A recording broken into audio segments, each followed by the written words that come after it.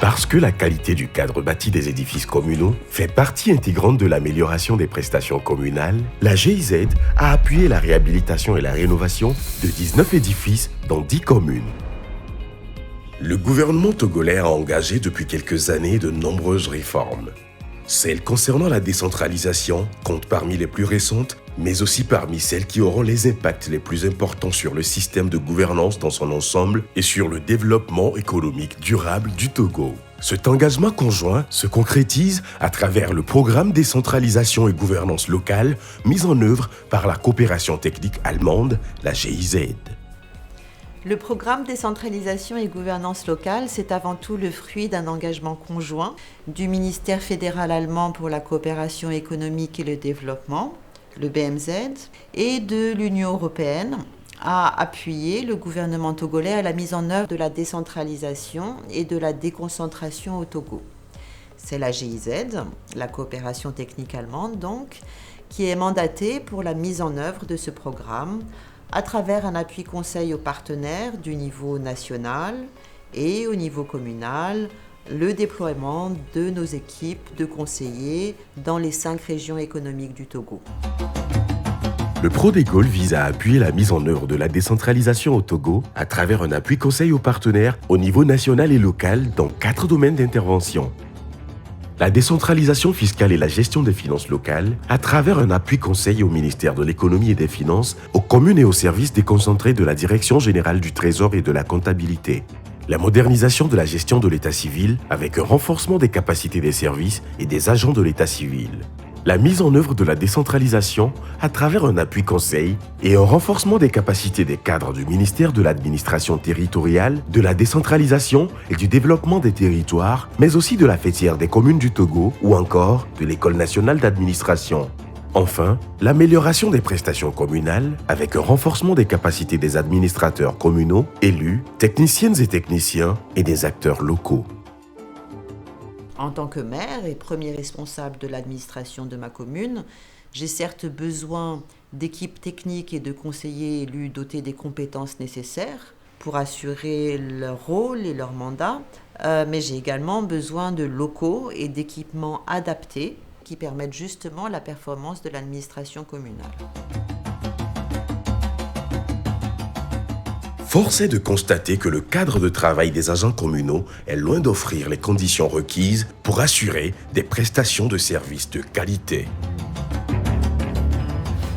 C'est pourquoi les équipes du programme décentralisation et gouvernance locale ont également concentré les appuis apportés sur l'amélioration du cadre bâti des édifices communaux afin que les maires et leurs équipes puissent assurer l'accueil de leurs citoyennes et citoyens dans les conditions les plus favorables et ainsi consolider et favoriser les liens de confiance entre administrateurs et administrés. Souvent, les usagers viennent, les contribuables viennent ici pour payer.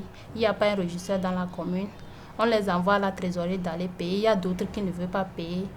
De fait d'aller à la trésorerie, payer, revenir avec l'agent de déplacement. Donc, tout ça, là, ça nous inquiète ici. Le bâtiment de la mairie, dans lequel nous nous trouvons actuellement, est très exigu.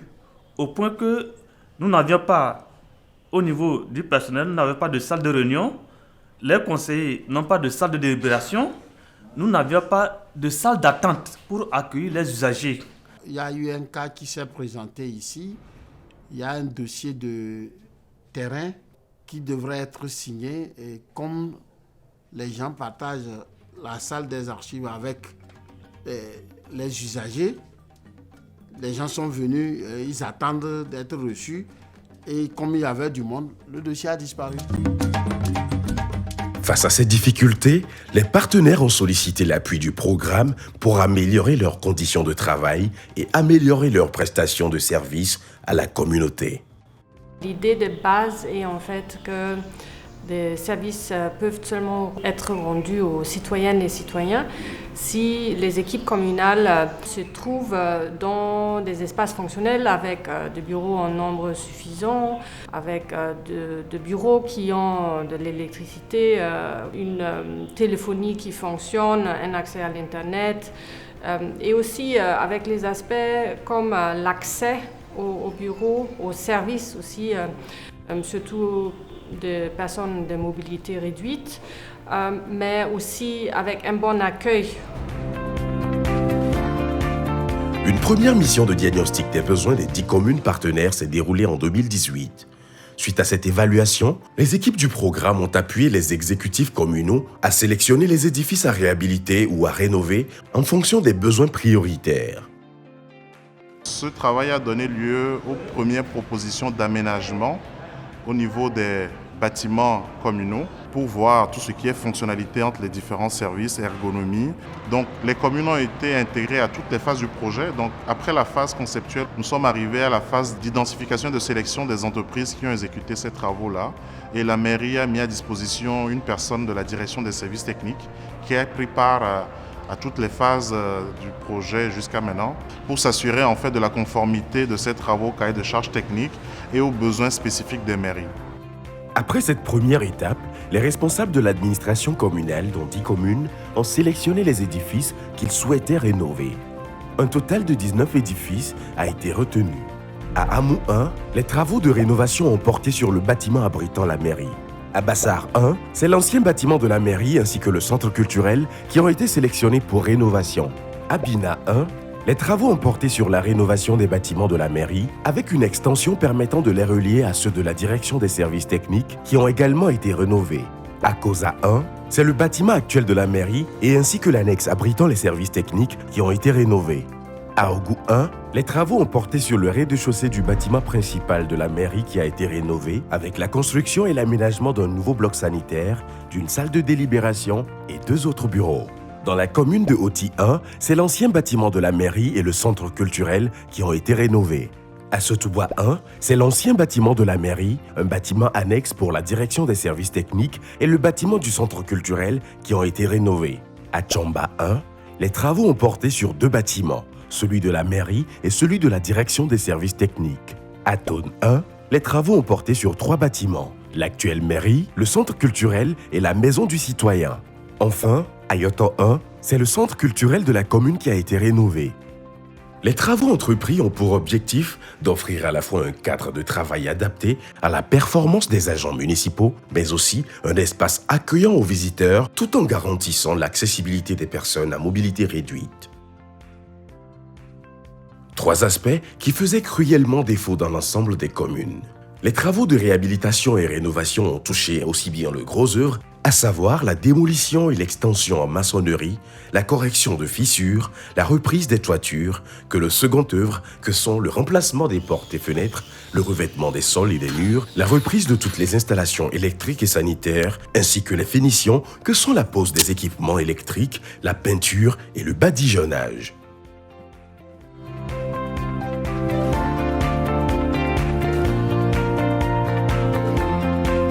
Donc pour le gros œuvre, il y a d'abord eu les travaux de démolition, les travaux de renforcement des éléments structuraux, notamment les poutres, les poteaux, les travaux d'extension donc en maçonnerie. Et pour finir, il y a tout ce qui touche à la toiture, notamment la charpente et la couvraison. Il faut préciser que le second œuvre, c'est-à-dire tous les travaux de finition qui précèdent le gros œuvre, constituent essentiellement les travaux de carrelage, revêtement dur au sol et aux murs dans les sanitaires. Les travaux de revêtement sur les murs, c'est-à-dire l'enduit lisse et la peinture.